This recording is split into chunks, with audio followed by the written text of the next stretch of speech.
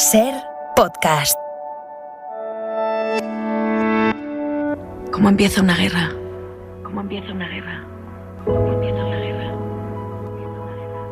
Las guerras empiezan mucho antes del primer disparo. Estos fueron los 2 tiros de la fortuna, pero el tercer proyectil venía con tan mal fario que... Entró por su ojo izquierdo y salió por la región parietal derecha. Le reventó el cerebro como un globo de peseta. Hay un poema de Robert Burns. Lo han arreglado. El puente de Talavera. Y qué bonito, señores, que le han quedado. Llegamos a la conclusión de que el problema es el tardocapitalismo. Estaba en la residencia de estudiantes y un amigo arrojó un periódico sobre la mesa. La prensa. ¡Qué maravilla! Lee esto. Es un drama difícil de inventar. El Club de la Escucha. Las mejores historias de los podcasts con Eugenio Viñas. En los estudios de Radio Valencia, Eugenio Viñas, buenas tardes. ¿Qué tal? Buenas tardes, Marta. Oye, mira que contamos historias en este Club de la Escucha cada semana y nos hemos metido en lugares peculiares a través del audio. Ya nos habíamos metido en un hospital y habíamos escuchado cómo suena un parto, ¿te acuerdas? Sí, claro. Hoy vamos a escuchar cómo suena un quirófano, pero mientras se realiza un trasplante. ¿Nos dais luz arriba, por favor?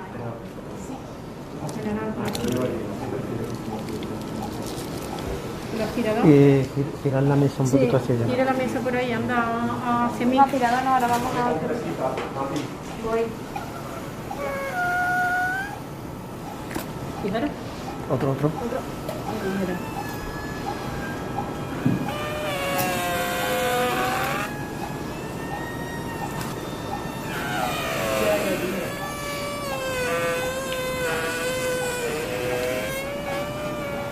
Casi que te puedes imaginar lo que están haciendo los médicos al escucharlo. España es potencia mundial en trasplantes. El año pasado se realizaron unos 5.400 y estamos a niveles de prepandemia.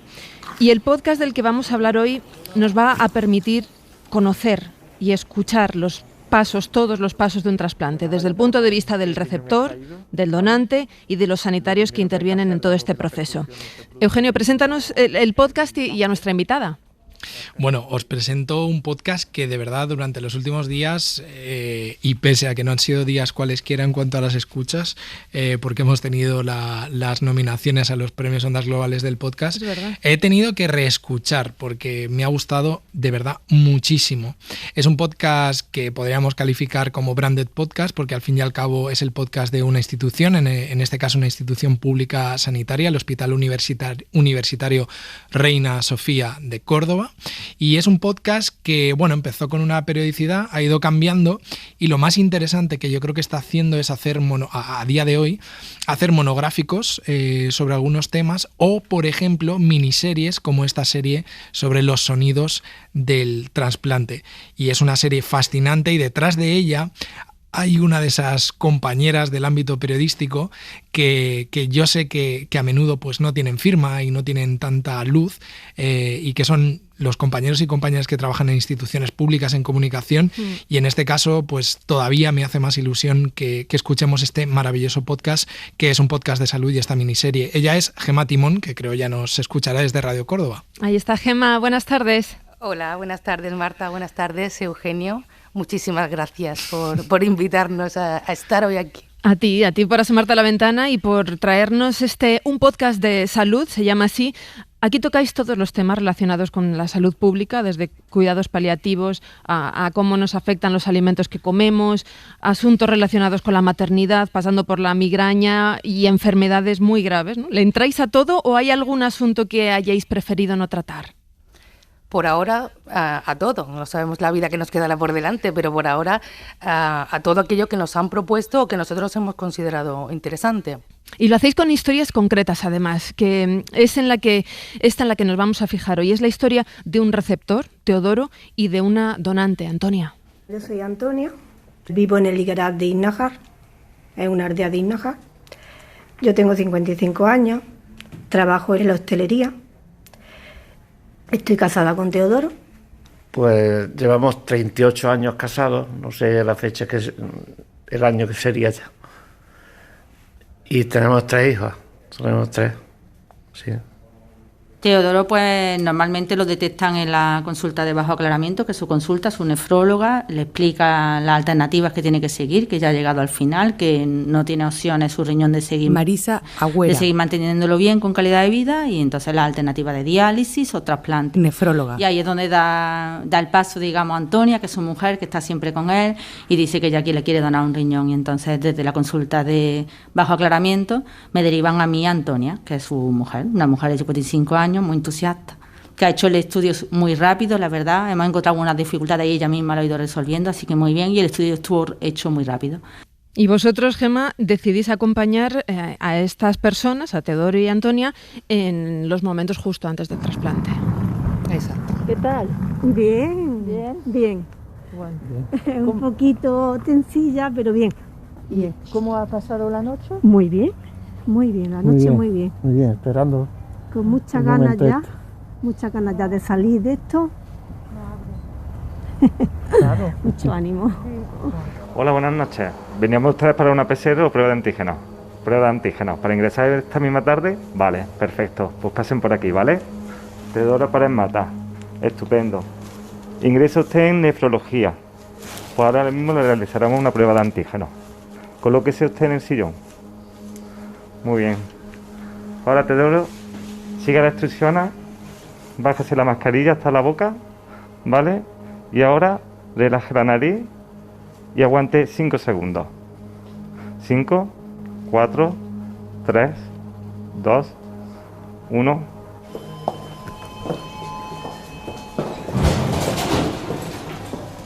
¿Qué planta? Piso 5. Hola. Tenemos un ingreso. Muy bien, ahora mismo saco yo sus papeles. Yo soy Luisa, la enfermera que les va a atender ahora por la tarde. Bueno, pues ahora les vamos a acompañar a su habitación. Sí. Y vendrán a verle su médico y le tendremos que sacar unas muestras de sangre. Pues muy bien. ¿Vale?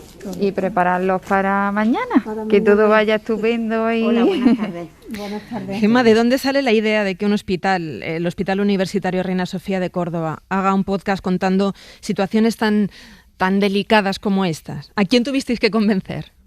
Pues la verdad es que tenemos mucha suerte porque en mi caso tengo tanto mi jefa directa como mi superior, pues son muy valientes, entonces cualquier idea que se le proponga, la verdad es que suelen decir que sí, ¿no? Luego también es verdad que es que en cualquier proceso de enfermedad intervienen muchísimas categorías profesionales y a todas ellas queríamos darle visibilidad. Nuestros profesionales están encantados con participar y son muy colaboradores y bueno, pues dijimos, ¿por qué no un trasplante, no?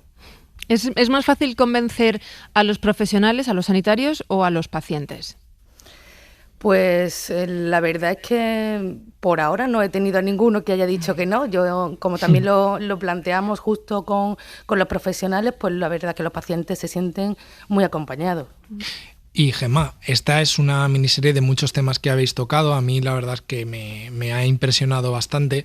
Además, a mí me ha gustado mucho porque contáis dos historias en paralelo en esta miniserie de 3 episodios de un podcast de salud que se llama Los Sonidos del Trasplante. Contáis la historia de esta pareja. Ella decide donarle un riñón a él, Antonia Teodoro, y luego en paralelo otra historia de trasplante que no tiene nada que ver y que es bastante más espectacular, que incluye órganos en avión y demás. ¿Cómo tomaste tú la decisión de contar estas dos historias en paralelo? No sé, ¿en qué te inspiraste o por qué decidiste esto?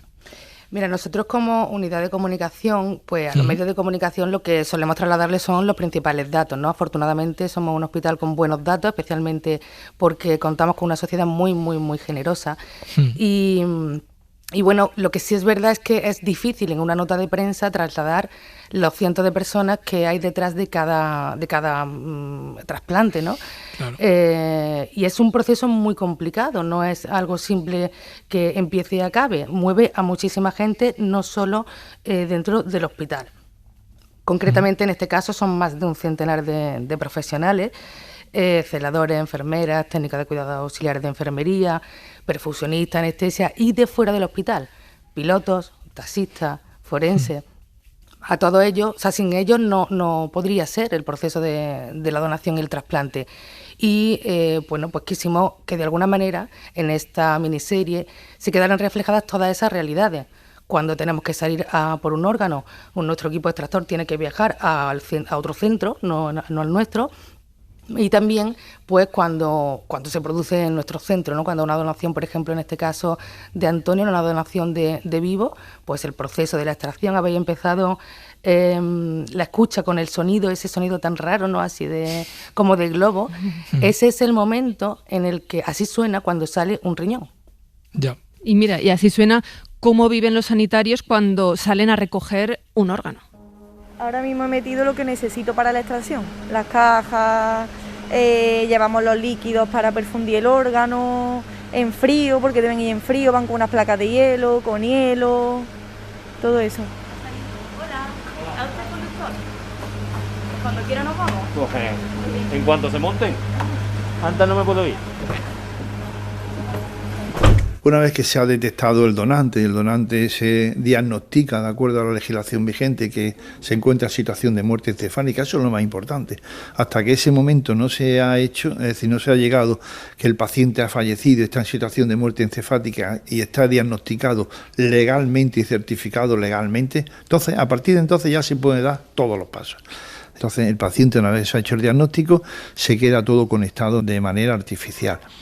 Se habla con la familia, si la familia dice que sí, que él quería ser donante, todo sigue exactamente igual, sigue conectado al respirador, con medicación para mantener la tensión arterial. ¿Para qué? Pues el objetivo, ¿cuál es? Fundamentalmente el objetivo es que esos órganos se mantengan con vida y que le llegue sangre con oxígeno y con nutrientes para que esos órganos, una vez que se extraiga y se trasplante, funcionen adecuadamente. Siempre se trasplanta a aquellas personas que más lo necesitan. ¿Quién controla eso?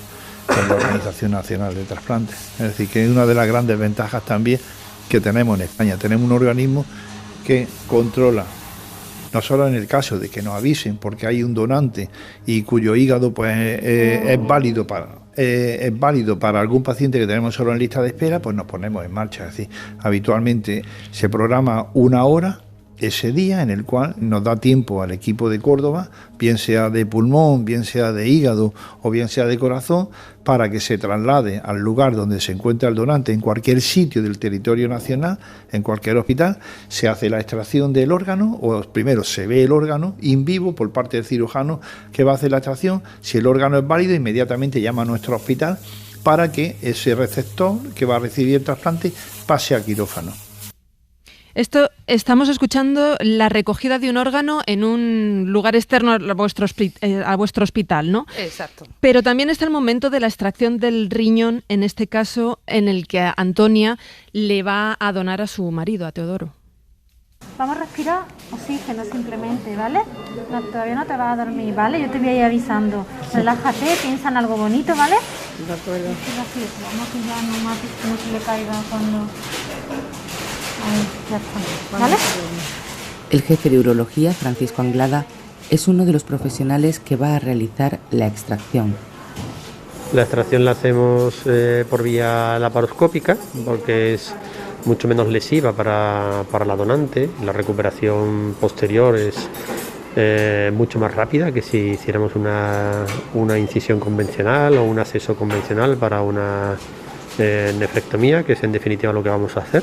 Posteriormente, una vez que hemos hecho la extracción, uno de los cirujanos que están en la intervención saldrá del campo operatorio para realizar lo que se llama el trabajo de banco.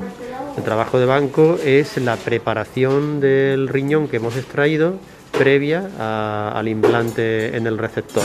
Eso lo haremos en el mismo quirófano mientras terminamos de realizar la hemostasia, es decir, comprobar que no hay sangrado, que no hay ningún problema con la donante, cerramos las heridas y se va despertando.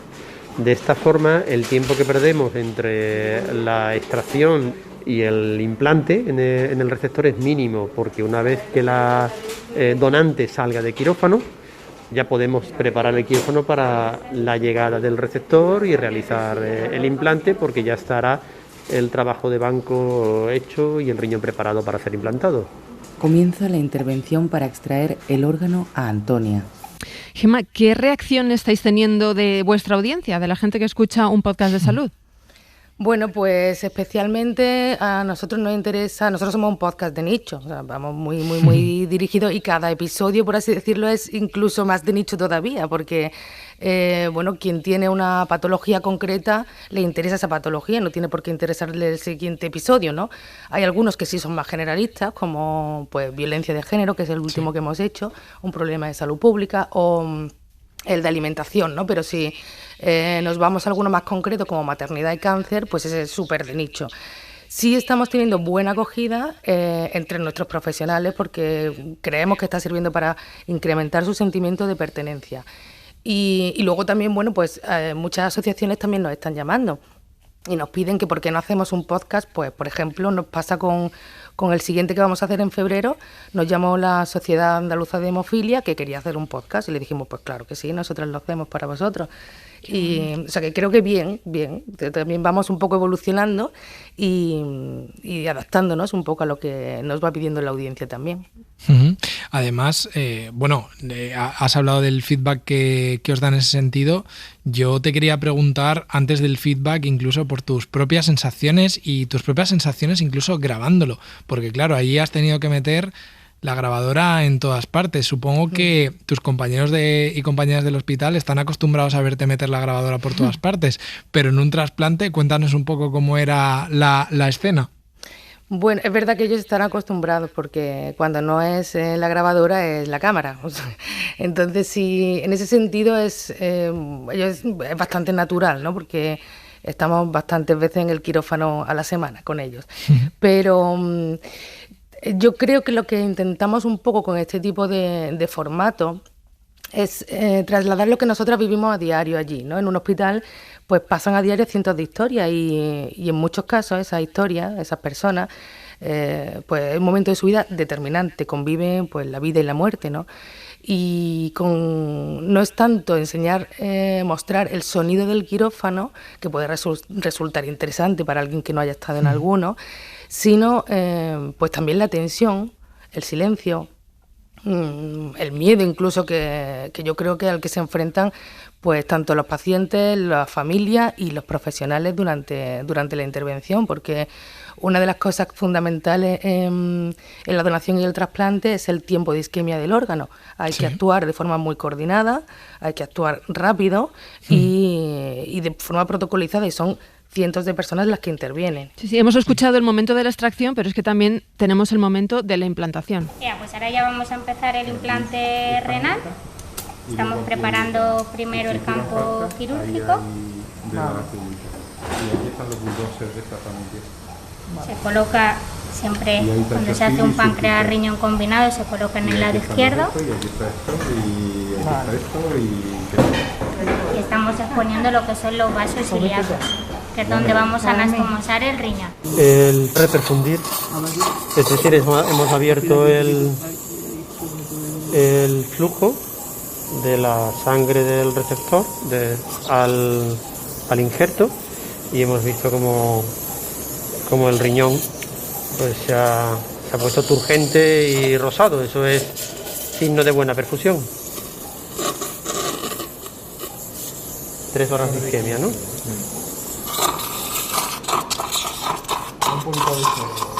Son 3 horas de isquemia. Hay que tener en cuenta que un donante cadáver, con toda la logística que acarrea la donación de cadáver, pues normalmente tiene una isquemia de 8 a 10 horas como mínimo, y cada hora de isquemia cuenta. Gemma, ¿qué es lo más complicado de realizar este podcast? El grabar momentos tan delicados, el que los pacientes te hablen, el que pues los cirujanos te expliquen algo en un momento preciso. Lo más difícil para mí es el acompañamiento emocional a los pacientes, porque estás con ellos en su habitación, estás con ellos en la zona de reanimación, estás con ellos en todo el proceso, ¿no? Y pues son personas que forman ya parte de tu familia para toda la vida, ¿no? Yo les felicito a las Navidades, en fin, seguimos teniendo relación. ¿Cómo están Teodoro y Antonia? Pues están bien, afortunadamente, disfrutando de sus nietas. Yo también quería preguntarte, Gema, porque tú has sido compañera nuestra y has sido periodista de oficio, al otro lado, ese lado invisible, y tendrás tu propia percepción sobre los medios. A mí lo que me pasa escuchando un podcast de salud y esta serie sobre el trasplante es que pienso, jope, qué historias tan interesantes, tan apasionantes, y en los medios a menudo las urgencias y las agendas impuestas evitan que escuchemos algo que es la propia vida. Y tú estás ahora un poco al otro lado. Yo te quería preguntar un poco por eso. ¿Hay algo detrás de este podcast que es un poco, aquí están pasando cosas importantes, vamos a contarlo nosotros mismos? Pues un poco sí. Mira, hoy leía una entrevista precisamente de Francino, que sale en un periódico de Andalucía, que decía, no, yo apuesto por el sosiego, la reflexión, el debate y por contar historias. Pues un poco eso es también, ¿no? Hace relativamente poco tiempo estuvimos en La Coruña, con Jessica Mouzo, con la periodista del País, y hablábamos de que a la salud a raíz de la pandemia se le dedica más espacio, pero no más tiempo. Ya. Y pues esto es un poco, si no lo queréis hacer vosotros, pues lo hago yo. Es algo así un poco, ¿no? Aprovechar pues que estamos dentro, que podemos hacerlo. Claro. Aprovechar también que, bueno, pues que yo he estado también trabajando 2 años aquí en esta casa y pues algo aprendí, ¿no? Y eso que aprendí, pues de alguna manera ese gusanillo, me dejan también darle salida en el Hospital Reina Sofía y eso es un poco, ¿no? Contar las historias que pasan, contar lo que hacen los profesionales, todos, no solo los que tienen presencia en medios, sino todas las categorías profesionales, porque es importante que el quirófano esté limpio. El quirófano donde entró Antonia se tuvo que limpiar para que entrara después Teodoro. Claro. Y entonces existen todas esas categorías profesionales que son clave. Y a todas esas categorías profesionales nosotras las vemos a diario y tenemos que darle voz porque que son clave, son igual de clave que el cirujano. De todos los temas que has contado ya, Gema, ¿con qué historia te quedas? Uno que te haya, pues no sé, que recuerdes por algo en especial, o porque te haya tocado especialmente, o por el vínculo este que dices que se crea al final con los pacientes.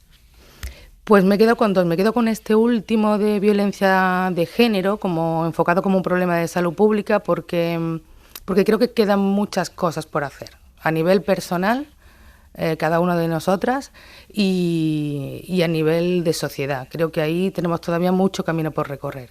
Y me quedo con otro, que es el de cuidados paliativos pediátricos, porque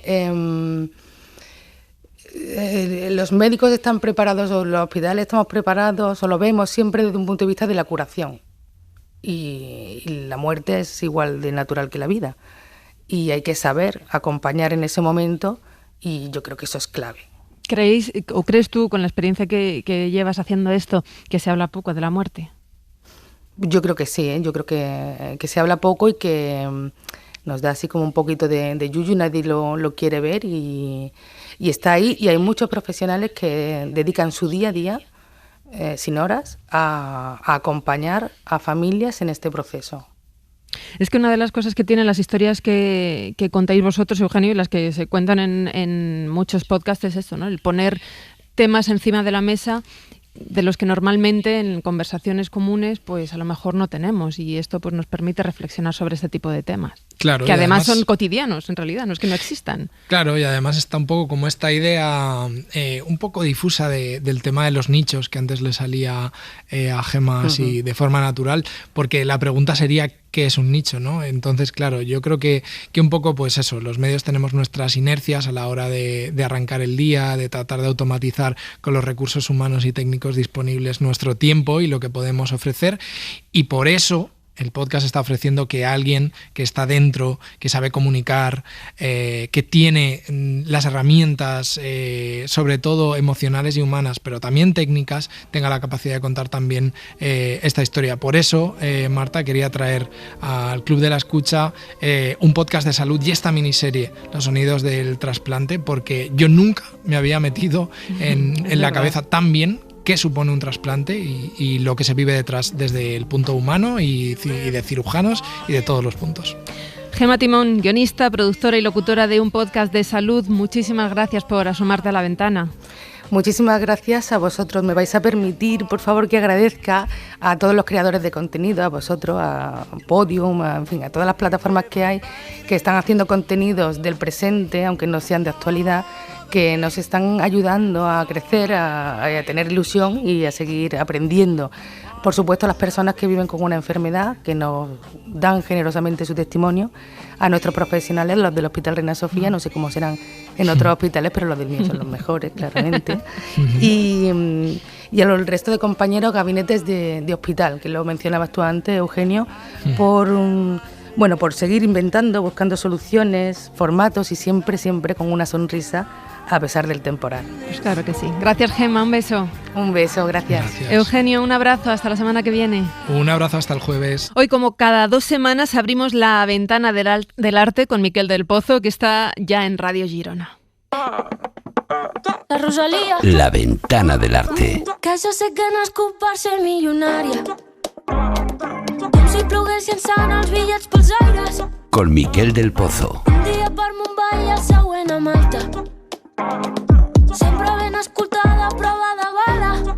El que voldria és tenir un Bentley de color blanc. Miquel, buenas tardes. Buenas tardes, Marta. Siempre empezamos la sección con una canción que a ti te inspira y te da pie para hablar de determinadas obras, y la que has elegido hoy, para que te voy a decir otra cosa, me ha sorprendido. La he elegido precisamente por esta pregunta que me hace Carlas desde ya hace bastante tiempo, cuando traigo la canción para el inicio y él me pregunta ¿por qué esta canción en relación a la obra de arte de la que quiero hablar? Y claro, por culpa de esto yo hace mucho tiempo que no escucho la música de forma normal. Cada vez que escucho una canción, sobre todo cuando descubro una de nueva, estoy pensando cómo puedo relacionarla con una obra de arte. Si me va a servir para iniciar una sección aquí en la ventana. Me guardo las canciones, me hago listas para ver cómo relacionar la música con la pintura. Y te tengo que confesar que cuando escuché por primera vez esta canción de Rosalía, Millonaria, que habla de ser millonario, de tener mucho dinero, sí. Tanto dinero para comprarte un Bentley, uno de color blanco y otro de color verde, para tener tanto dinero como para cerrar un centro comercial para tomarte simplemente un helado. Es decir, tener tanto dinero incluso para... museos. Incluso museos. Hace una referencia artística. Dice, tanto dinero para que me cierren el Louvre, así como el MACBA, el Museo de Arte Contemporáneo de Barcelona. A mí me vino una imagen muy clara a la cabeza. No sé si a ti te recuerda algo, te hace pensar en algo esta canción. Pues pero... me hace pensar en algo con mucho oro por todos lados, pero si te refieres a una obra de arte concreta, no sé, ¿a ti qué se te ocurre? Bueno, no sé si es arte o no, pero a mí me vino a la cabeza el tío Gilito lanzándose a esa cámara acorazada que tenía llena de monedas de oro. Y nadando por ahí y sacando monedas por la boca como haciendo saltar el agua, ¿no? Bañándose en esa tranquilidad de tener muchísimo dinero. Sí, pero eso obra de arte no es. Bueno, eso lo podemos discutir otro día. Cuando un dibujo, cualquier dibujo, se convierte en obra de arte o no. Vale. La verdad que esa imagen tenía mucha gracia, pero esa no es el tío Gilito bañándose en oro, no es la obra de arte de la que quería hablar. Pero es que esta canción que escuchábamos, Millonaria, tenía 2 partes, era una canción doble. Esta que hemos escuchado era la primera, pero seguida había una segunda parte, que es esta.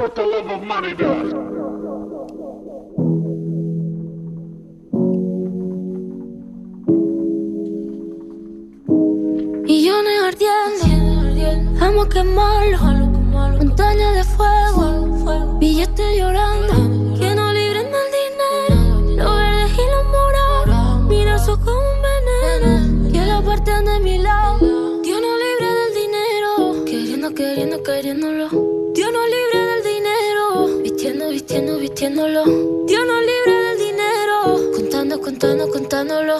Dios no libre del dinero, teniéndolo. Dios no libre del dinero. Este Dios nos libre del dinero. Dios nos libre del dinero. Esta canción doble salió en 2019. Ese año, en el Museo del Prado, se celebró una exposición maravillosa que se titulaba Fra Angelico y los inicios del Renacimiento. A mí la canción de Rosalía me encantó, la escuchaba mucho, la escuchaba en bucle, que es como yo suelo escuchar las canciones, una y otra vez. La tenía muy presente cuando fui a visitar esta exposición de pintura. Yo paseaba por las salas disfrutando de los inicios del Renacimiento, de las pinturas de Fra Angelico, y de repente me encontré ante una pintura que a mí me recordaba, me hacía pensar, me hacía sonar en la cabeza esta canción de Rosalía.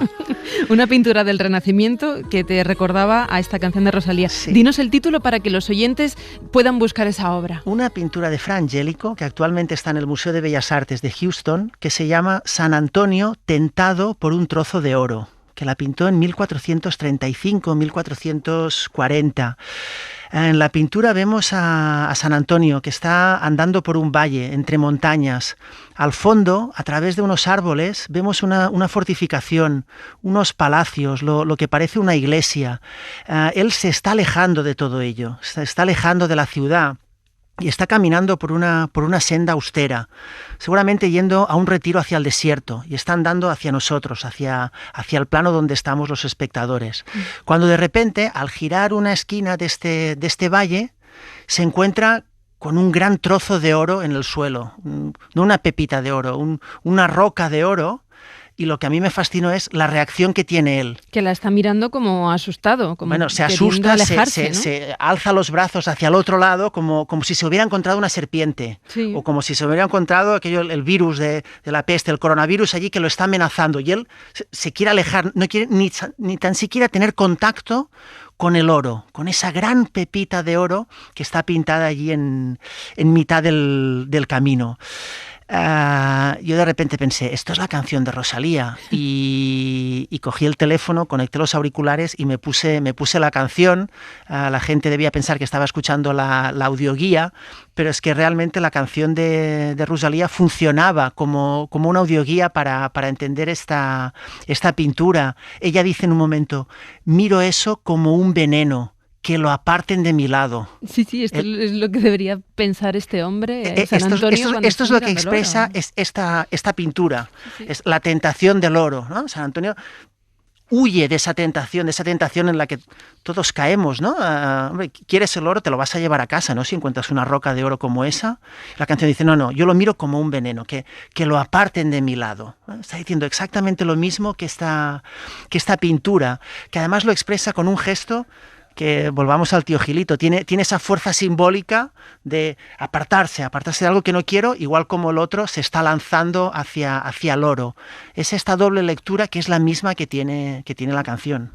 ¿Y has encontrado otros San Antonios que estén representados de la misma manera, apartándose de ese trozo de oro? Es que no pude evitarlo. Al salir de la exposición me impactó tanto, me fascinó esa imagen, que empecé a buscar y enseguida vi que esto era una tipología, respondía a una iconografía muy concreta, y que hay muchos cuadros en varios museos del mundo que es exactamente esa imagen, ¿no? San Antonio andando, que se encuentra el oro y huye, se asusta. O sea, antes de huir se asusta, como si estuviera viendo una amenaza.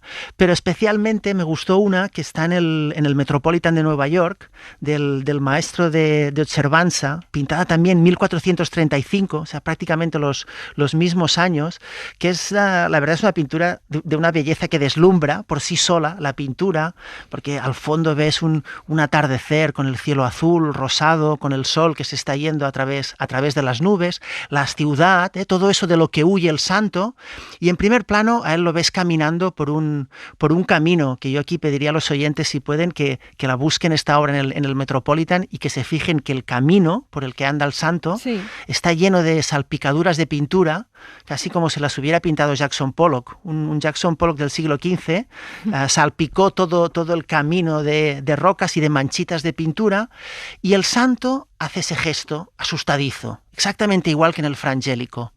Pero aquí, si no conoces la historia, algo te sorprende, porque la pepita de oro no se ve. No se ve, ¿por qué? La roca no está. Pero no está porque alguien la sacó. alguien que estaba mirando la pintura no pudo resistir la tentación del oro, porque la pepita estaba pintada con oro de verdad, y raspó el oro de la pintura para llevárselo de la pintura y convertirlo en dinero. Y si te acercas se ve la mancha de donde antes estaba colocada esa roca con oro de verdad, una auténtica tentación. Y el santo hace este gesto también de querer irse como apartándose de ese oro inexistente, ¿no? Exactamente, y sorprende. Y San Antonio siempre se aleja de las tentaciones, sea oro, sean mujeres, sea el vino, sean los demonios que le están ofreciendo. En realidad es el demonio que le está ofreciendo todas estas tentaciones, y él se resiste, ¿no? Y estas pinturas, el mensaje que nos quieren transmitir es ese.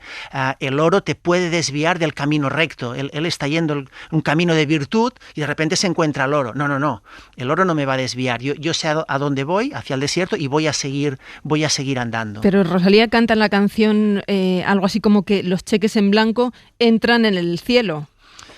Aquí es que la canción es maravillosa. Dice, millones ardiendo, cheques en blanco, subiendo para el cielo y en él entrando. Esos cheques están entrando. Claro, pensemos un momento, la Iglesia se ha enriquecido con donaciones en la tierra que abrían las puertas en el cielo.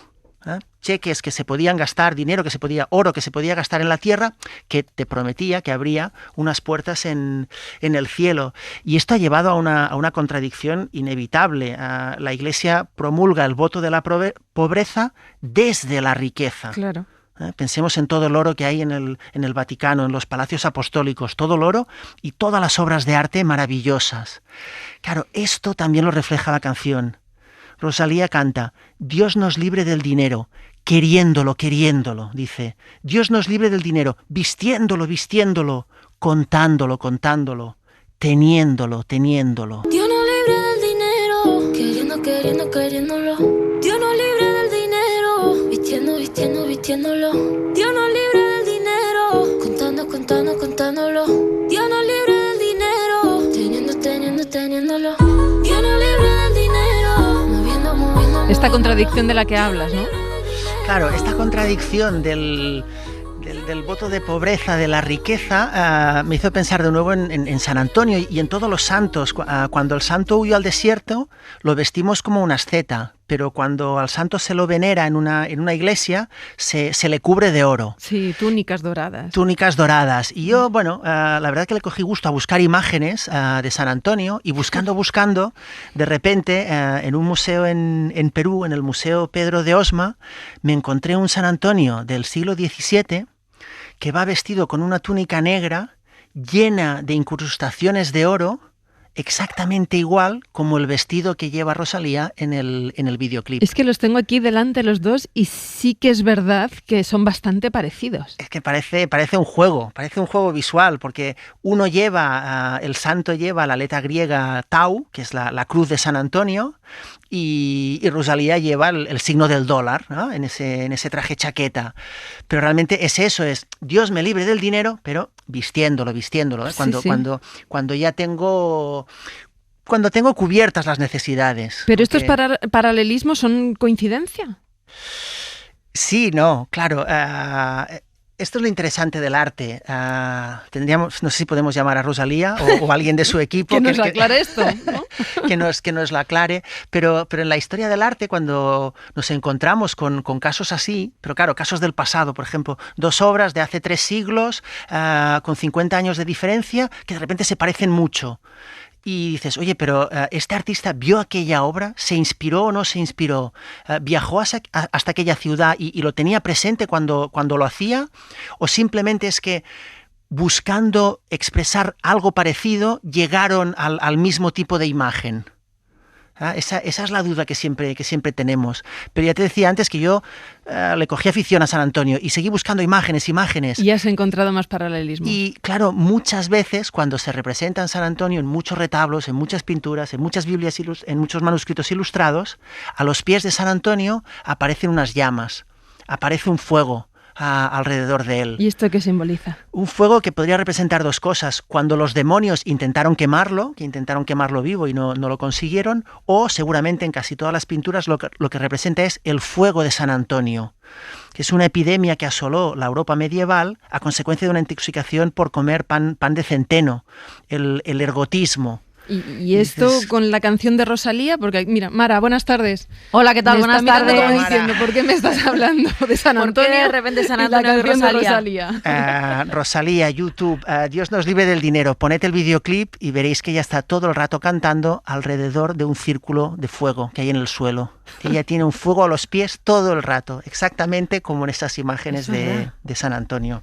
Necesitamos aclaración. Todo está inventado. Y relacionado. Y es que al final el arte, cómo se relacionan entre sí las diferentes disciplinas, la música con las pinturas, y esto es que Miquel lo hace todas las semanas aquí. Claro, pero es que el arte, independientemente del estilo y de las épocas, habla de aspectos universales que nos afectan a nosotros como seres humanos. El amor, la amistad, la pérdida, la venganza, la guerra, la muerte. Estos son los temas de la pintura, la escultura, las películas, los poemas y también de las canciones. Entonces, esta posible relación entre una pintura antigua y una canción moderna hace tiempo que a mí me interesaba, y con esto que hacemos al inicio siempre de preguntar, tenía ganas de desarrollarlo. Y lo vas a desarrollar tanto que lo vas a llevar al escenario. Al escenario. Me voy a subir al escenario para hacer una conferencia-concierto, para intentar ver cómo una canción de Rosalía nos puede ayudar a mirar a Fra Angelico, o cómo la música de Johnny Cash es la mejor puerta de entrada para la pintura de Caravaggio. ¡Ay, qué maravilla!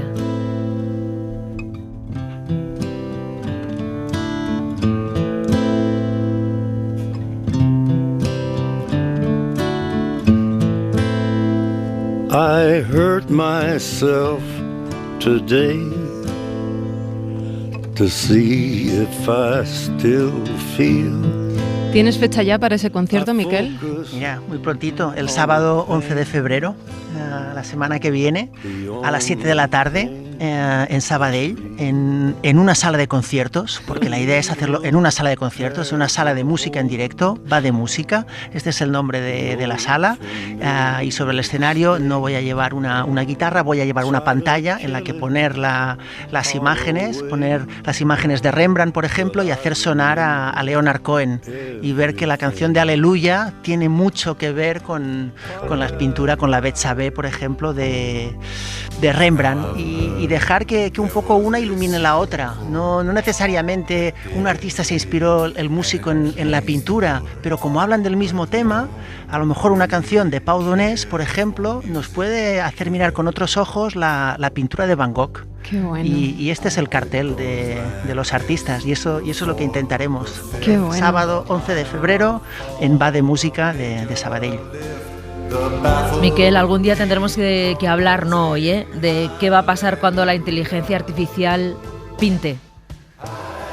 Bueno, pintará, pero no creará arte, como decíamos al inicio. Cuando un dibujo se convierte en arte, pintará, que pinte lo que quiera. Mira, en esta sinergia de disciplinas vamos a encender la luz del faro, ¿no?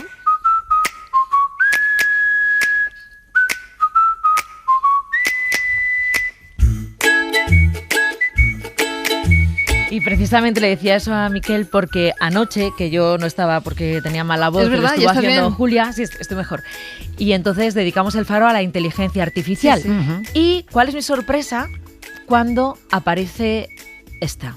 Hola, buenas noches. Como soy la protagonista del programa de hoy, lo justo es que yo también salude. Soy Fari, la inteligencia artificial de El Faro. Claro, yo soy no sé muy bien cómo definirla. Entonces, como la gente es tan graciosa, hoy que hacemos el Faro Globo, estoy escuchando las notas de audio y de repente aparece esto. Hola, gentes de El Faro. Ayer lo peté en el programa, así que hoy estoy ya maquinando a ver qué digo para el Faro Globo. De momento solo se me ocurre un globo. 2 globos, 3 globos. Tengo que ser más original. Un besito de vuestra Fari.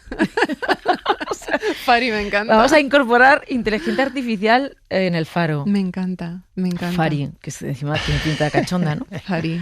Y esta noche el Faro Globo. A Miquel seguro que se le ocurre alguna obra relacionada con globos. Hay globos bonitos en algunas pinturas. Sí, ¿verdad? Tendremos a Alejandro Pelayo tocando el piano. Claro. Estará Antonio Lucas, que también nos hablará de los globos sonda, que se lanzan muy a menudo. También que intenta provocar, en sentido metafórico. Y Raiden también, que ha escrito una novela que lleva la palabra globo en su título, así que luego, ya veremos cómo hacemos todo entre Fari, los oyentes, los expertos, el piano, no os va a faltar de nada.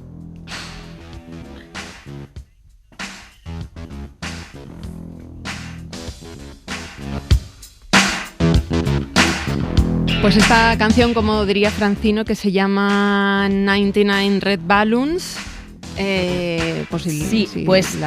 La va a tocar esta noche. ¿Ah, sí? Alejandro Pelayo al piano. De hecho, yo creo que vamos a escuchar la original al piano y después él va a hacer una versión minimalista de esta canción, porque nos va a hacer un juego a ver si somos capaces de averiguar qué canción suena cuando él hace una versión distinta al piano en otra melodía. Bueno, lo tiene que explicar, pero esta es una de las que ha elegido.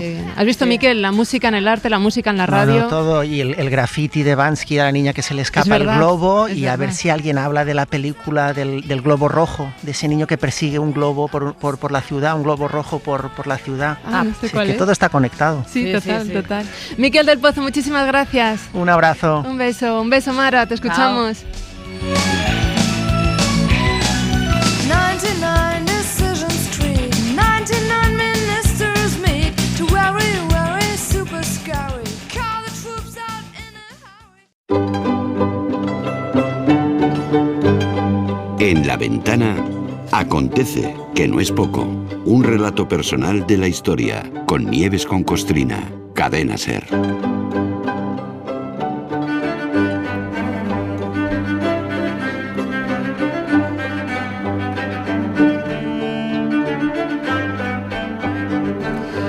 Aquí a mi lado en los estudios de Radio Madrid, Nieves con Costrina. Nieves, buenas tardes. Hola Marta, qué alegría estar contigo. Igualmente. Oye, cuando me has dicho que ibas a hablar hoy de un ruso malísimo, pensaba que me ibas a hablar de Putin, que además este mes se cumple un año de la guerra que ha montado en Ucrania. Pero eso será el 24 de febrero. Hoy nos vas a contar una historia que sucedió un 3 de febrero, pero de 1547. Ahí le has dado. Pero bueno, vas a ver que no vas desencaminada con lo de Putin, lo vamos a ver enseguida. Sí. Efectivamente, hoy toca una de rusos malos. Por eso a ti te viene Putin y a mí me viene el que me ha venido, que es nuestro protagonista. Es un tipo que más que malo era terrible, y ya mucha gente sabrá de quién hablamos, ¿no? Fue el primer zar de Rusia, Iván el Terrible, ¿no? Sí. Así que este acontecido va a dejar todo perdido de sangre, ya lo aviso, ¿no? A Iván el Terrible se le identifica enseguida en los retratos, porque es un tío con tremenda cara de mala leche en todos los que sale, ¿no? Voy a buscarlo. Sí, tú como con Miquel del Pozo, sí, tú busca, no vas a encontrar una cara de este tío agradable, ¿no?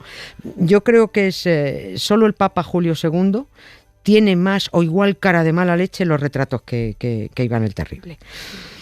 Y si traemos a Iván el Terrible es porque hace unos años, en 2016, hubo una serie de señales que igual estaban indicando la que se estaba viniendo encima con Putin.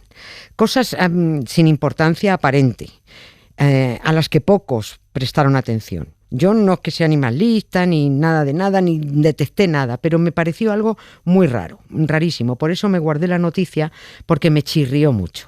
Y hoy la saco. Y es que en Rusia, en 2016 y 2017, empezaron a recuperar y a rehabilitar la figura de Iván el Terrible, poniendo estatuas por Rusia. A ver, el primero que quiso recuperar el culto a Iván el Terrible fue Stalin, ¿no? Ya da una pista esto, ¿no? Sí. Pero no llegó a erigir monumentos. O sea, estaba orgulloso de Iván el Terrible, pero no llegó a nada más.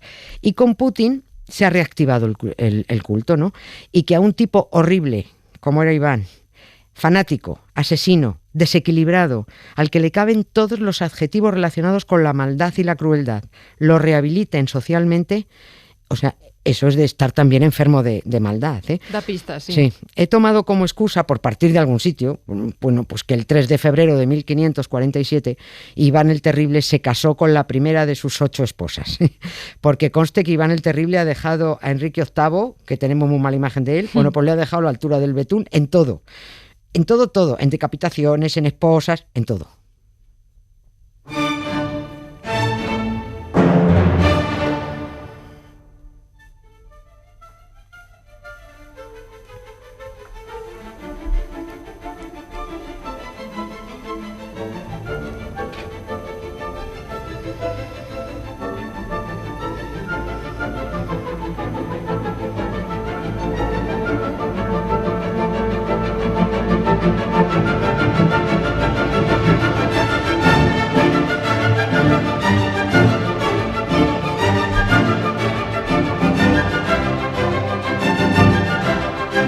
Estoy viendo aquí las fotos de Iván el Terrible, la verdad es que no hay una en la que no tenga esta cara de malo, esta mirada, ¿no? Es malísimo, era malísimo, vamos, horrible, horrible. Pero ¿a qué te refieres con rehabilitar la figura de Iván el Terrible ahora en pleno siglo XXI? Fíjate. Sería como poner una estatua a Hitler.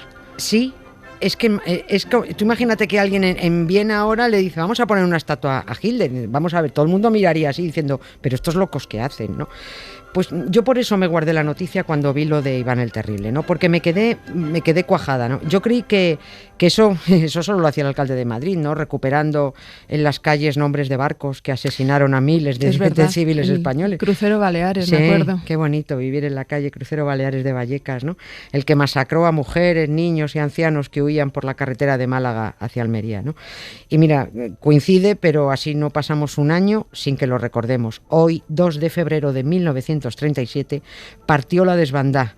Y hoy mismo, ha partido desde Málaga una columna que por 7º año consecutivo conmemora aquella huida y hace el mismo recorrido hasta que va a llegar el día 11 de febrero a Almería.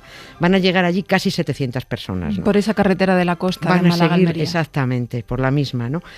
Parando en pueblos donde va a haber homenajes, recuerdos, de todo. En el 37 no se sabe cuántos quedaron en el camino, son 5.000, 10.000, bombardeados por los cruceros Baleares y Canarias, ¿no? y por la aviación italiana, ¿no? Fascista. Bueno, pues lucir con orgullo en las calles el nombre de barcos que asesinaron a miles de españoles es lo mismo que ha hecho Putin en Rusia, ¿no? Recuperar al asesino Iván el Terrible. Martínez es el alcalde, a él le gusta lo de Almeida, pero en realidad se llama Martínez, ¿no? Pues Martínez ya tiene algo en común con Putin. En 2016, el Ministerio de Cultura ruso aprobó que se alzara el primer monumento en la historia del país a Iván el Terrible. Se hizo en la ciudad de Oriol. Esto fue en octubre de aquel año, de 2016. Fíjate que solo es casualidad que 3 meses antes de aquel octubre, José María Aznar volviera de su visita privada a Putin, está en todos los medios recogido, sí, recuerda diciendo que le parecía un hombre, ¿qué le parece Putin? Me parece un hombre con un gran proyecto para su país, dijo él, ¿no? Sí, pues sí, un gran proyecto, pues fíjate que ya entonces a Aznar le debió parecer muy bien que Putin ya hubiera invadido Crimea. Es verdad que fue en 2014. Claro, es que invadió Crimea y eso era Ucrania ya, ¿no? Y lo mismo digo yo, que conocía el proyecto, si le parecía que tenía un buen proyecto, pues lo mismo le parecía muy bien el proyecto de invadir el resto de Ucrania, ¿no? Un mes después de haber puesto la estatua de Iván el Terrible, en Moscú se cambió el nombre de la avenida Lenin por Autopista Iván el Terrible. A mí no me gustaría conducir por un sitio que se llama Iván el Terrible, que vamos a morir todos en esa autopista, ¿no? Y en julio de 2017 el propio Putin inauguró en pleno centro de Moscú otro pedazo de estatua de Iván. Yo creo que a este hombre el gran proyecto se le veía venir, era, ¿no? Es que alguien que ha pasado a la historia universal con ese sobrenombre como el de Terrible, pues no puede dejar muchas dudas de lo que hizo. Es que es así, además está todo el mundo de acuerdo, todos los historiadores, con toda la documentación y con todas las pruebas en la mano. Hay tanto con este hombre que es que no se sabe ni por dónde empezar, ¿no? La masacre de sus súbditos, el asesinato de su hijo, ¿no? Por él mismo, sus 8 esposas, sus 8 esposas, su crueldad innata, sus enfermedades mentales. Es difícil organizarse con el señor Iván. No hay la más mínima duda de lo que hizo y lo que fue, ¿no? Salvo para Putin, que cuando inauguró la estatua de Moscú dijo: lo más probable es que Iván el Terrible nunca haya matado a nadie, ni siquiera a su hijo. Este tío le lleva al contrario ya a toda la historia, ¿no? Tú lanzas una mentira y si el que está enfrente es un desinformado, bueno, pues ya le has colado. Esto nos suena también aquí. Sí, eso nos suena mucho, sí. Lo importante es que tú estés desinformado para que te comas el bulo, ¿no? He decidido partir del 3 de febrero y de su boda, bueno, pues por partir de algún lado, ¿no?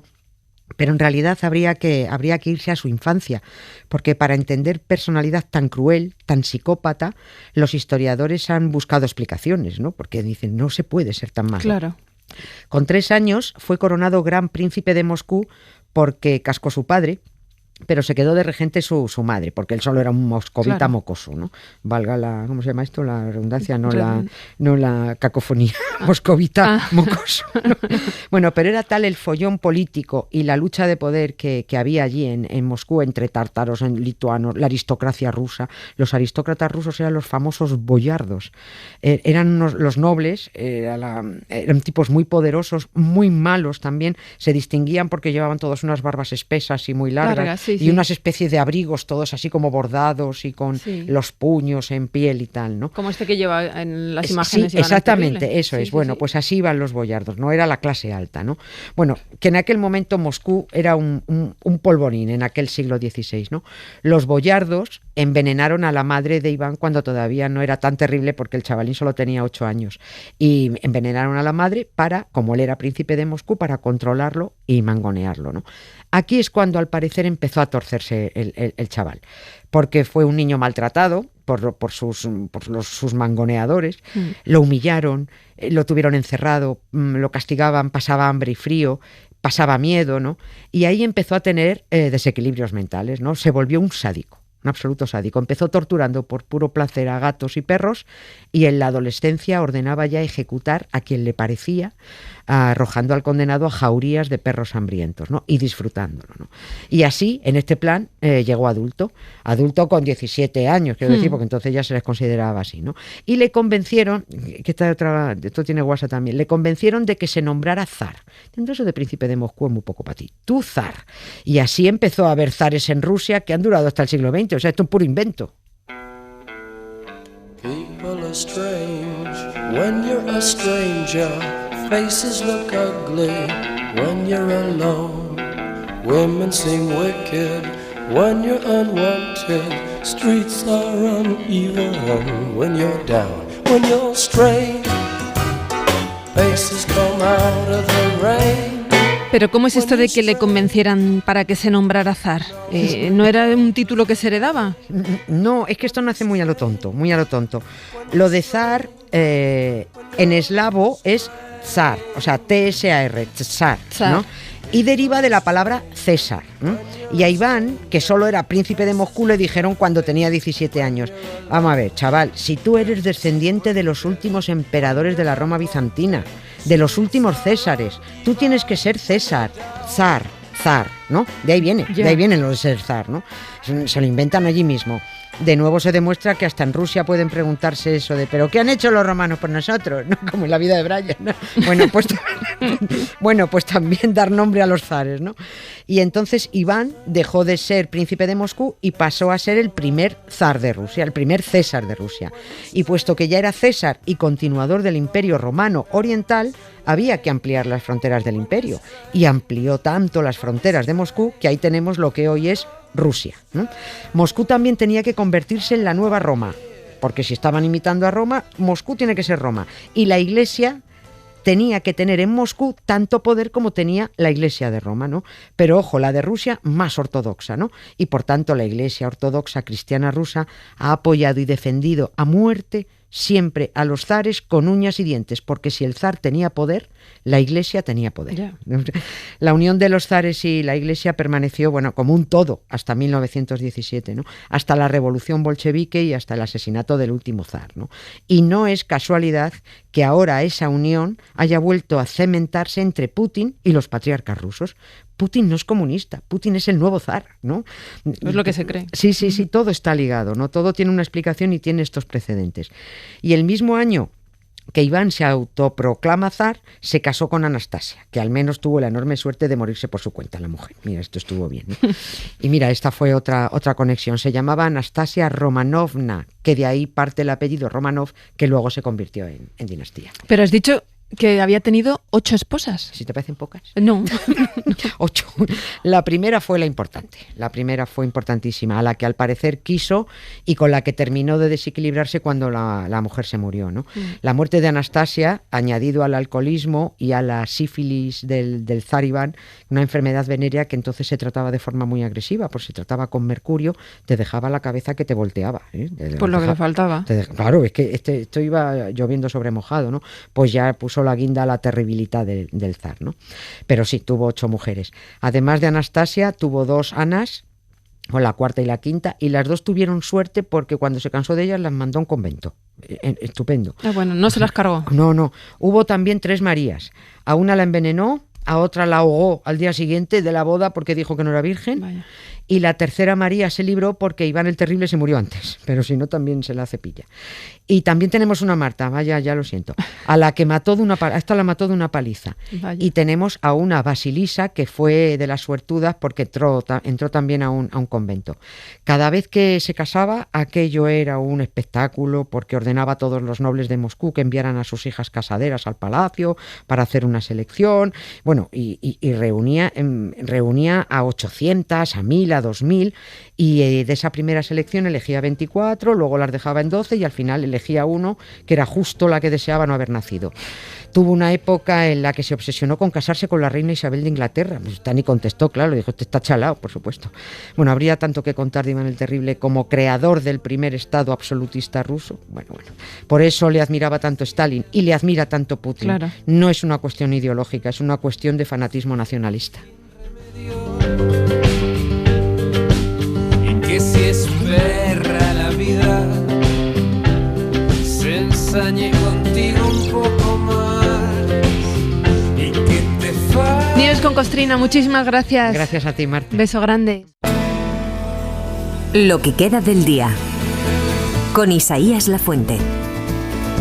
Pues empezamos a cerrar la ventana de este jueves, Isaías. A echar la persiana. Bueno, hoy en la ventana, gracias al Club de la Escucha, nos hemos podido colar en un hospital para escuchar cómo suena un trasplante de órganos. En un hospital muy concreto, el Reina Sofía de Córdoba. Pues ahora ya vamos a empezar el implante renal.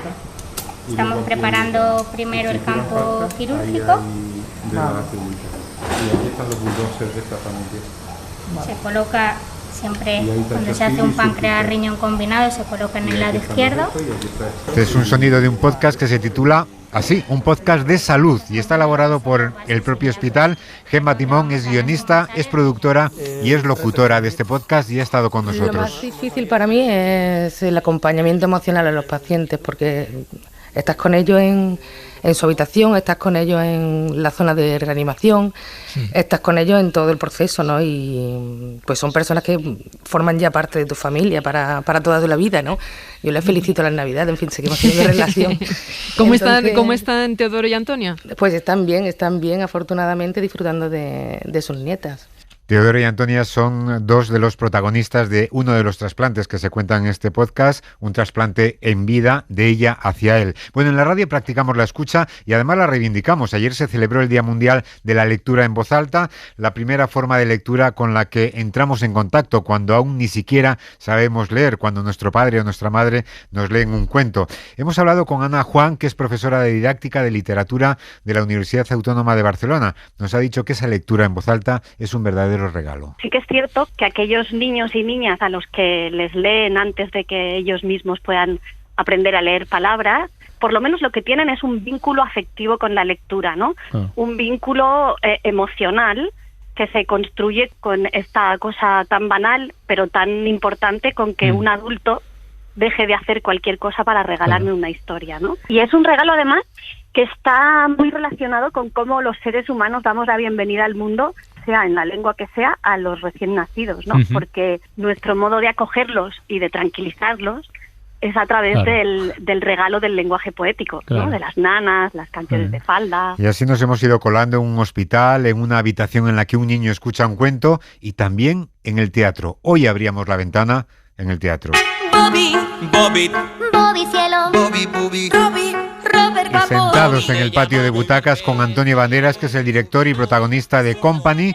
Es un privilegio porque nos ha dicho que cuando está representando un musical, fuera de la sesión, no habla nada. No se puede hablar. O sea, mi vida ahora mismo, y yo creo que la de la mayor parte de la compañía, se concentra en... La vida en silencio. Se concentra en 3 horas. Monástica. Todo es como un embudo que lleva a las 3 horas que vivimos en el escenario. No son 3 horas, es un poco menos, son 2 horas 40.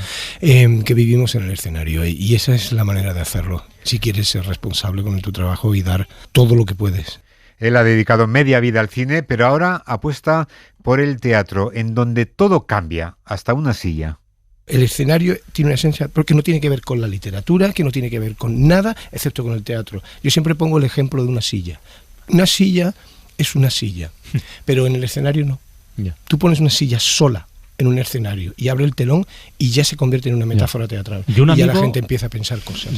Y ha venido a la radio con otra de las grandes protagonistas de esta obra, con Marta Rivera, que no nos ha podido contar lo que sintió cuando le llamó un tal Antonio Banderas, porque no fue él el de la llamada, pero sí lo que sintió al verle por primera vez en el teatro. Lo que pasó fue como mágico, la verdad. Yo estaba encima del escenario y él entró por el hombro derecho, me giré y fue mirarle como a los ojos y hubo como, por mi parte al menos, y creo que por la suya también, como una conexión. Y no dejó de ser Antonio Banderas, pero sí se convirtió en alguien muy cercano, muy generoso, muy, no sé, un alma especial con la que llevo conviviendo desde entonces, casi 1 año y medio. Y en ese año y medio esa compenetración que surgió en el primer momento sigue. Es tal la compenetración que tengo con él, aunque él no me mire, que yo a veces estoy a punto, y eso no te lo he dicho, como de desmayarme y de irme. Porque es agotador el trabajar en una función de teatro musical. Entonces yo, si no trabajo con mis vísceras, con mi alma y con mi todo, no puedo trabajar. Pues esto es lo que piensa Marta sobre Antonio Banderas y esto es lo que piensa Antonio Banderas sobre Marta Rivera. Atención. Yo he trabajado con mucha gente muy potente en mi vida, con Meryl Streep, con Hopkins, con Brad Pitt, con, yo qué sé, con un montón. Tengo una lista ahí enorme.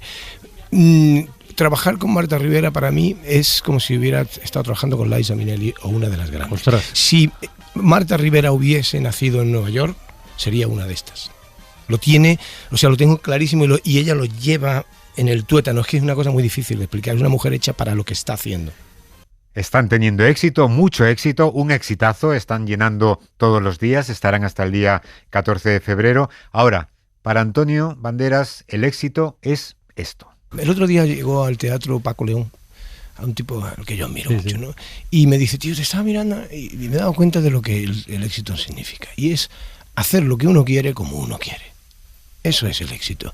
Y le dije, pues es verdad. Y estoy haciendo exactamente eso. Si me muero un poquito antes, pues yo lo que no quiero es estar viviendo ya muerto. Aburrido. No, yo tengo que seguir haciendo lo que yo amo. Y me encuentro muy bien. El éxito es hacer lo que uno quiere y como uno quiere, para grabarlo en mármol.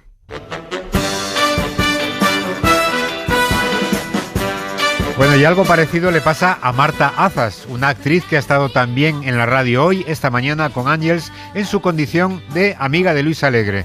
Y nos ha contado que ella procura hacer solo lo que le gusta. Sí, porque un día hice una cosa que no me gustaba y luego la tuve que defender en las ruedas de prensa. En las promociones. Y en las promociones y no me sentía bien. Era una cosa de teatro que yo siempre digo que quiero hacer buenas cosas de teatro para seguir invitando a la gente joven que vaya al teatro y no echar a los jóvenes del teatro cuando les obligan a ver cosas en los institutos y tal, ¿no? Que vean que hay algo más que los monólogos, que el teatro clásico también puede ser apasionante. Y hice una cosa que no me encantó y dije nunca más, porque al final son muchas horas, mucho esfuerzo, mucho corazón lo que se pone ahí y quiero hacer cosas bonitas, que cuenten historias y que yo como espectadora quisiera ver.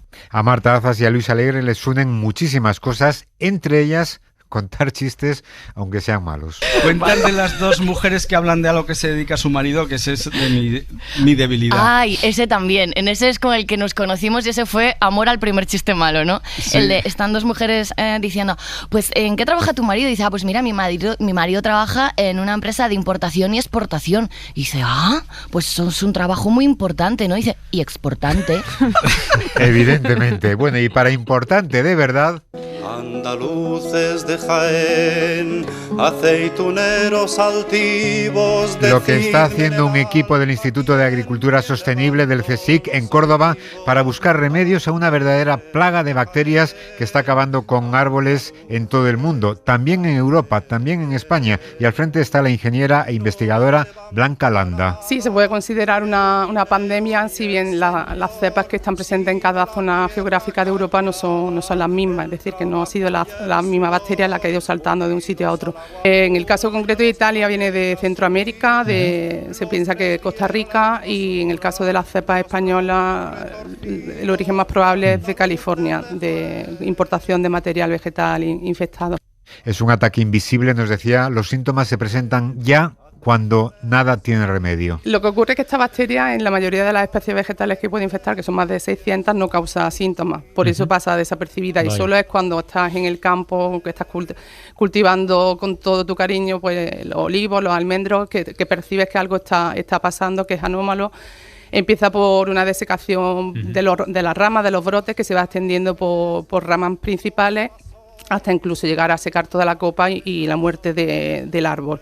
Y claro, contra esta plaga no pueden utilizar antibióticos porque aparte de estar prohibidos, pues sería inviable, y ellos lo que están estudiando son otras formas de combatirla.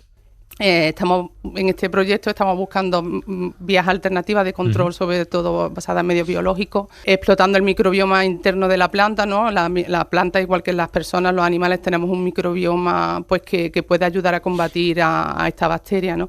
Y buscar vías alternativas y también frenar el vector, porque la bacteria solo puede pasar de un árbol a otro a través de un insecto que es el que la transmite. Pues esta es Blanca Landa, una investigadora de primer nivel, española, y nos ha contado de dónde le vino esta vocación. Desde chica, yo con mi hermano, que me llevo 2 años, siempre estábamos inventando hacer cosas una tras otra, hacíamos experimentos cuando se vio a mis padres, e incluso nos buscó algún problema de alguna explosión, quemar a algún vecino. Bueno, siempre hemos tenido la inquietud y demás. Lo que pasa es que yo era la niña buena, ¿no? Entonces el pobre tico siempre se llevaba él un poco la riña. Bueno. Y bueno, sí, siempre creo que lo he tenido claro que quería trabajar en investigación. No nos ha contado si algún percance acabó muy mal, en todo caso ya habría prescrito. Y por lo demás, hoy noticias económicas. Sobre economía, ¿qué ha pachado? Pues que sube el paro. El paro ha subido en enero, hay 70.000 desempleados más y han caído las afiliaciones a la Seguridad Social.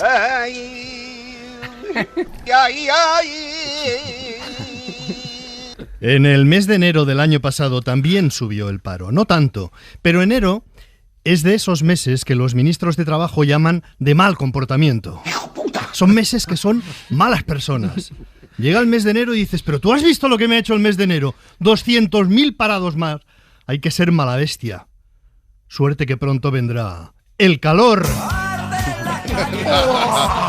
Y con el verano a lo mejor todo vuelve a la normalidad. Bueno, Tony Martínez tiene una gran habilidad para contar noticias y Raúl Pérez para cantarlas. Y hoy ha venido a La Ventana acompañado de un piano y de su correspondiente pianista, de Marcos Cruz, y se ha acordado ambos de Mari Kondo y su renuncia al orden.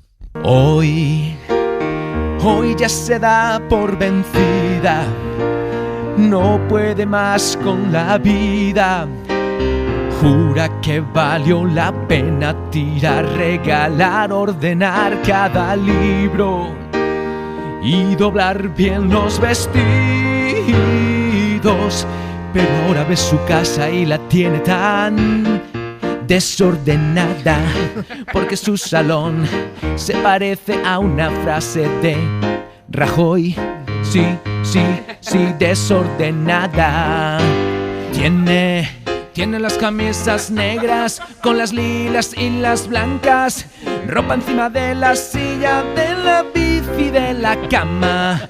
Come on baby, deshecha sin disimulo, parece un piso de estudiante, venga ya a tomar por culo. Bueno, es un genio este hombre, desde luego. Y dentro de un ratito, hora 25, hoy desde Canarias, aquí un aperitivo con noticias muy especiales que nunca les van a contar desde hora 25. Nunca se la contará Aimar Bretos. El PSOE incorpora a Marruecos en la negociación de la ley del solo sí es sí. Sánchez insiste en que es un gesto necesario para estrechar la colaboración con el país vecino y estudia dejar también en manos de Mohamed VI la derogación de la ley Mordaza. Feijóo considera más que demostrado que ya no necesita el apoyo de Vox para decir estupideces en público. Dije lo de que nadie ha matado nunca en nombre del catolicismo solo para probar que puedo decir tonterías en solitario y por tanto gobernar también en solitario, ha dicho el político popular. El Santander no sabe qué hacer con sus ingresos extraordinarios porque si los mantienes en el banco, te los roban. Los españoles piden celebrar elecciones cada 6 meses para que les suban más veces el salario mínimo. Pues no tenemos lo suficiente con elecciones cada 4 años y con el año que nos espera como para celebrarlo cada 6 meses. Bueno, y también sobre economía. La economía está desde luego en el primer plano de la actualidad. Hoy los especialistas secundarios han deshecho un entuerto. Porque hay gente, Marta, yo estoy muy sorprendido, gente que todavía cree que esa frase de hacer un bizum no te compromete a pagar nada a quien le haces un bizum. Bueno, pues uno de ellos es Abyecto José Garcés, uno de estos despistados con los que hoy han hablado los especialistas. Tú pensabas que el bizum era una cosa imaginaria. Sí, claro, yo creía que la frase de te hago un bizum pues era un rollito así irónico, como diciendo sí, espera sentado, o te hago un croquis, o súbete aquí y baila. Vale, o sea que cuando tú decías te hago un bizum, tú realmente no creías que eso te comprometiera a nada de nada. Claro, pues me daba por invitado, ¿no? Claro. Si alguien pagaba la cena y decía no pasa nada, ya pago yo, tú hazme un bizum y arreglado. Y yo, claro, yo decía, ok, pues te hago un bizum. Y guiñaba el ojo, hacía así. Y entonces lo peor es que has descubierto de la peor manera que bizum significa que tienes que pagar. Sí, de la peor manera, tú lo has dicho, porque le pedí prestado 10.000 euros a la mafia y les dije, de corazón, de corazón les dije, en 15 días vengo y os lo devuelvo. Vale. Y entonces los mafiosos me dijeron, no, tranquilo, no hace falta que venga, ya no hace un bizum. Y yo, claro, le digo, genial, pues ya te hago un bizum, guiñando el ojo, claro, al mafioso le guiñé el ojo, le digo, ya, claro, pues un bizum. Vale. Y no, ahora quieren los 10.000. Ahora quieren los 10.000, ¿no? Quieren los intereses, tengo entendido, y tus rótulas también, ¿no? Las dos rótulas, las dos rótulas, las quiere, madre mía. Hemos dicho una cosa, que a la mafia tú debes sumar todas estas personas a las que les has dicho durante muchos años que les harías un bizum y no les has pagado, ¿verdad? Sí, claro, te pones a sumar, son miles de euros más, mucho, ¿no? Y bueno, he decidido que es buen momento para viajar, ¿no? Para ver mundo, que yo he visto poco. Es temporada baja y vamos a ver lo que hay por ahí. Aquí no me quedo. Qué jeta tiene Abyecto, desde luego. Abyecto. Aquí no se queda tú tampoco porque vas mañana a Jerez. Sí. También yo suelo pagar los bizums. Eso sí. Mañana Francino abre la ventana desde el Museo de la Atalaya y en Jerez de la Frontera para conmemorar el centenario del nacimiento de Lola Flores y allí les esperamos. Un beso, hasta mañana. Adiós. A tu vera, siempre a la verita tuya, siempre a la verita tuya, hasta que de pena muera. Que no mirase tus ojos, que no llamase a tu puerta, que no pisase de noche las piedras de tu calle. Tú verás siempre a la verita tuya, siempre a la verita tuya, hasta que de pena muera. Mira que dicen y dicen, mira que la tarde aquella, que se fue y se vino de su casa a la Alameda, y así mirando y mirando, y así empezó mi sequera, así empezó mi sequera.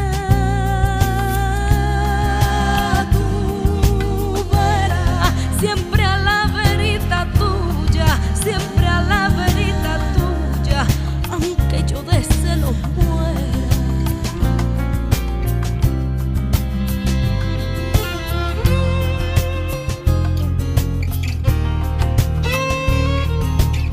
Para no perderte ningún episodio, síguenos y suscríbete en la aplicación y la web de Cadena SER y en la plataforma que prefieras.